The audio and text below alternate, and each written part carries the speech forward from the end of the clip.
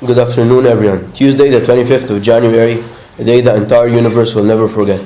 A day of pride for Egypt, myself, and all generations. Today is the 17th of February 2011.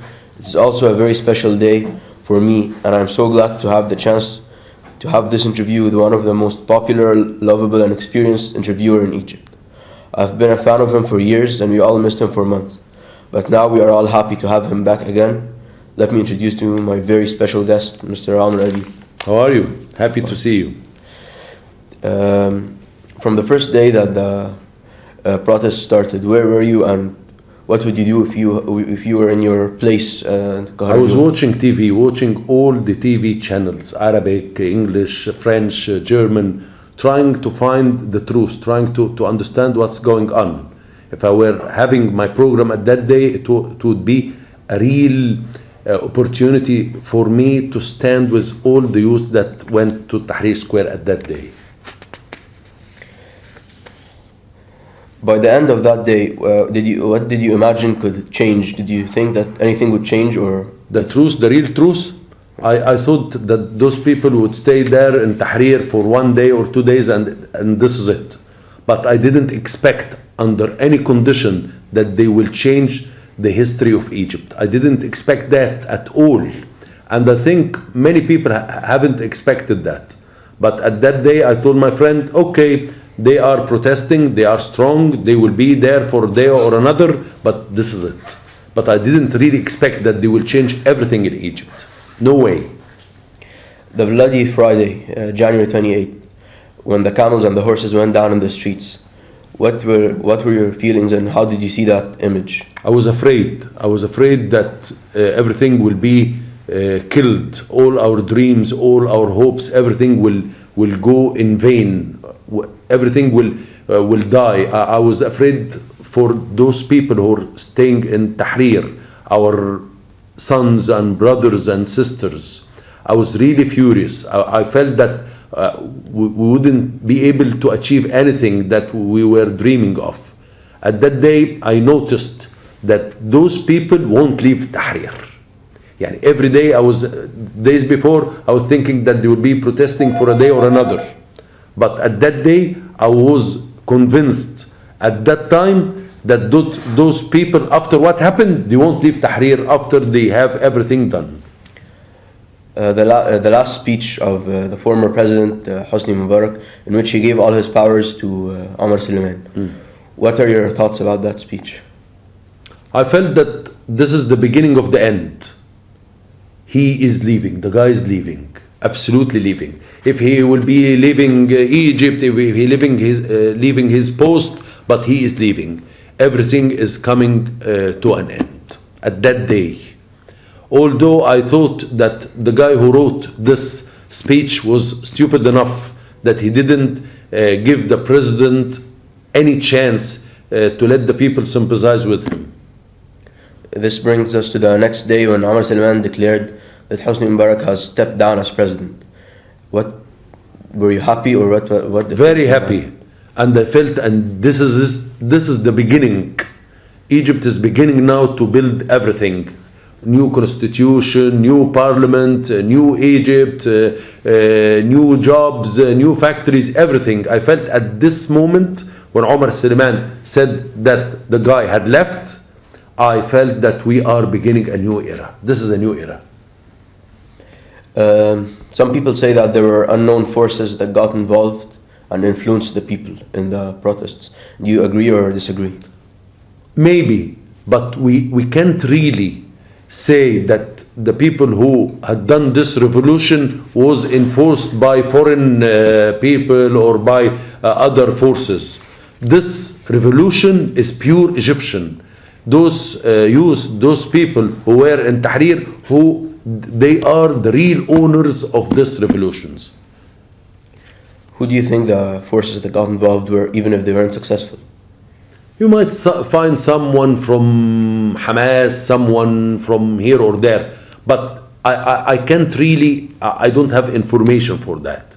And we would really be able to know after some while who were there. But at the end of the day, we can't claim that this revolution is not 100% pure revolution, Egyptian pure revolution.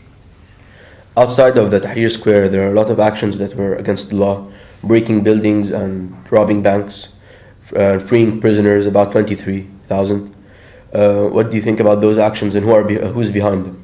We should have some investigations about what happened. What happened in the prisons, what happened in the police station, what happened in other places in Egypt, in Suez, in Ismailia, in Bursaid, in everywhere. There were other actions. Has nothing to do with what was going on in Tahrir. People had tried to make benefit of what's going on in Tahrir. We should really have serious investigation to know what happened at those days. The US speeches that kept changing constantly from the beginning till the end of Hosni Mubarak. What do you have to say to that, or why did they change their mind? I'm happy that a young guy like you had noticed that the United States of America had changed its figures of speech and changed the way they are talking to the Egyptian people and the Egyptian government along the last 4 or 5 days. They were trying to find who will be the winning team and to stand with the winning team. But at the end, they noticed that the people who will declare victory in 2 or 3 days, so they decided to stand with the people. Arabian programs and channels, specifically Al Jazeera channel, what do you have to say to those programs? I have to tell you that people who were in Tahrir Square haven't got a big relation with what's going on TV. Yani people there weren't hearing TV, Orbit, Jazeera, Arabiya. They weren't influenced by these stations. But Al Jazeera had its coverage. They were provoking people to go on having the revolution in the street, going on protesting, going on taking the president off. All of this, Al Jazeera was working on this. Now there is a debate. Is this right? Is this a role of a TV channel? This will be a debate, and I need really people who are specialized in the mass media and in TV to talk about that. There's a new group on Facebook called "We Are Sorry, Mr. President." They want to go on a peaceful protest on February 18th, next Friday. They called the Friday of Returning the Favor. There are about 42,000 people. Do you think this will be a peaceful protest, or will it end in more damage and chaos? I don't know what will happen really, but dictatorship is off in Egypt. We don't have a branch for dictatorship in Egypt now. If we are convinced by democracy and we believe in democracy, we should let anybody talk about anything. People have the right to express themselves. The United States of America is saying that. Al Jazeera is saying that.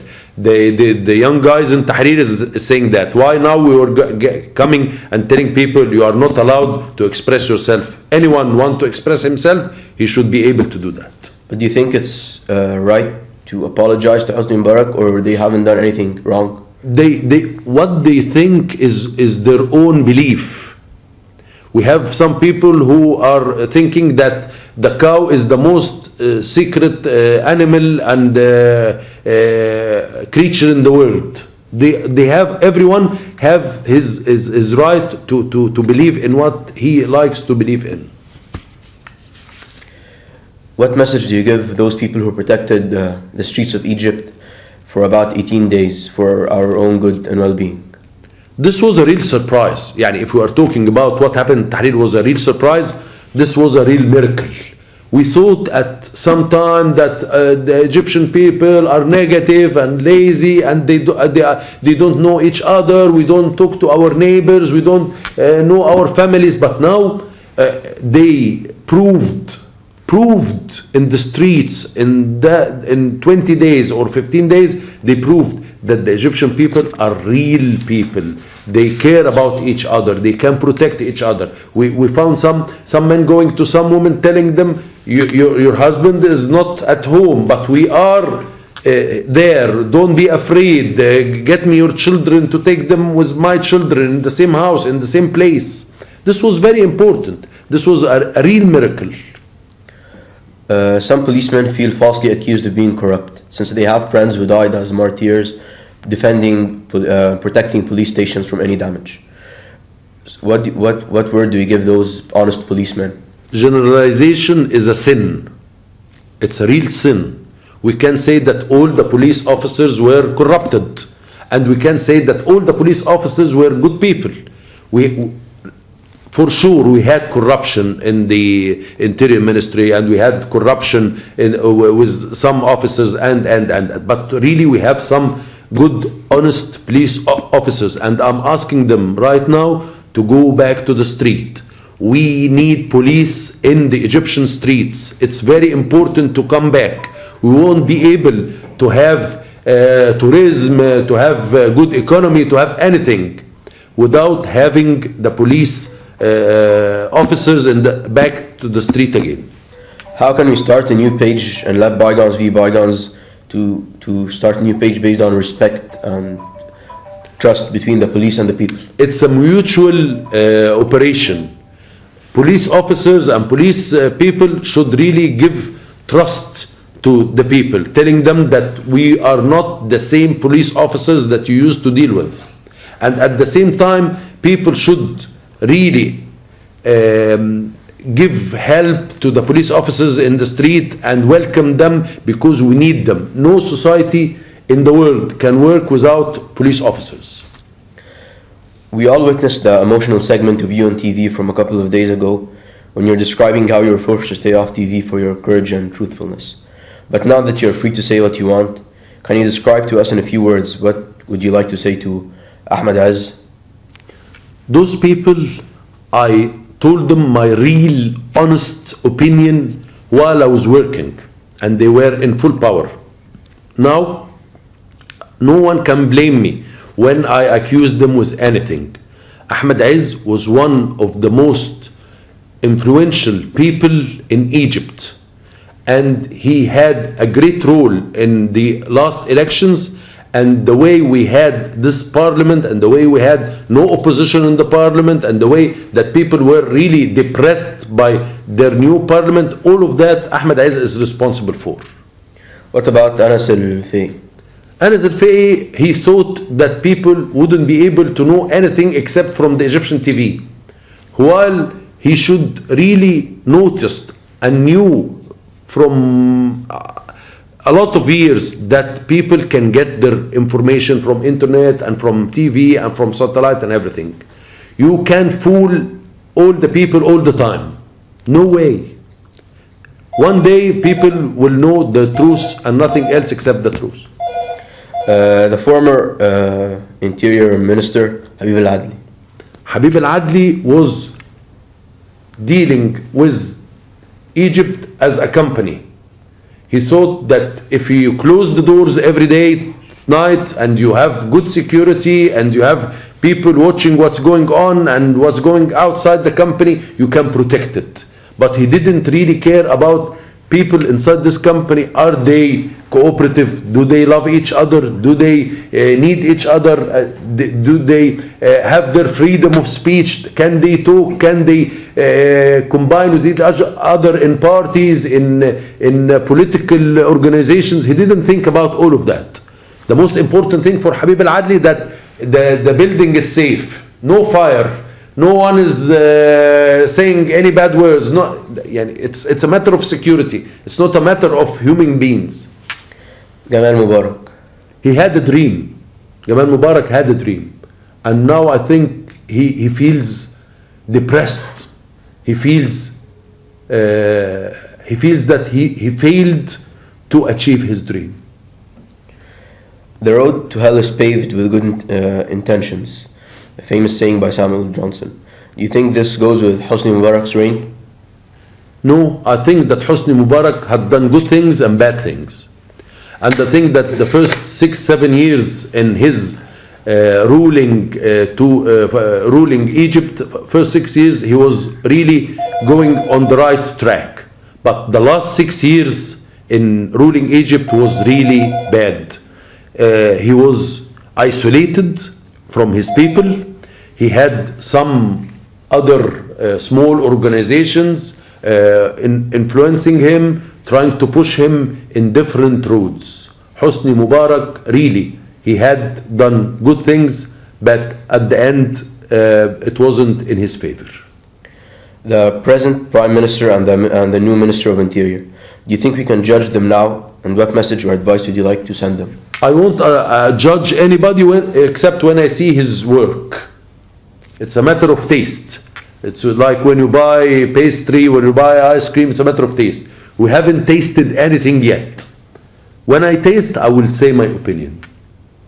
What message, what advice would you like to give them?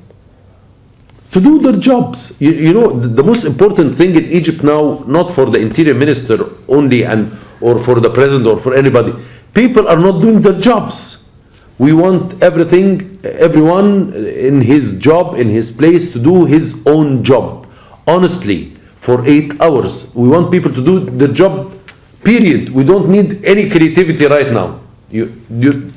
Some people are talking about big dreams and we want us to be a tiger on the Nile and things like that. Now we are in a stage that we need people to do their job.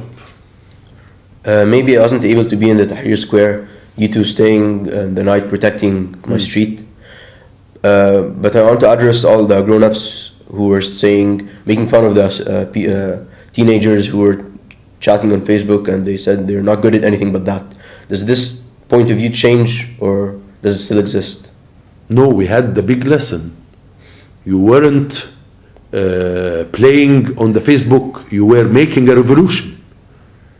We were fools. We didn't know. Really, we didn't know. We didn't understand. You were making a revolution. We were telling our kids, oh, come on, Twitter and Facebook, come on, try to read the book, We didn't know. Afterwards, what's our role in the future? You will rule Egypt. Now, the ball is in your hands. It's up to you to make a good country or a bad country, a famous country or a lousy country, a corrupted country or a useful country. You wouldn't be able to blame anyone but yourself. We had our limitations.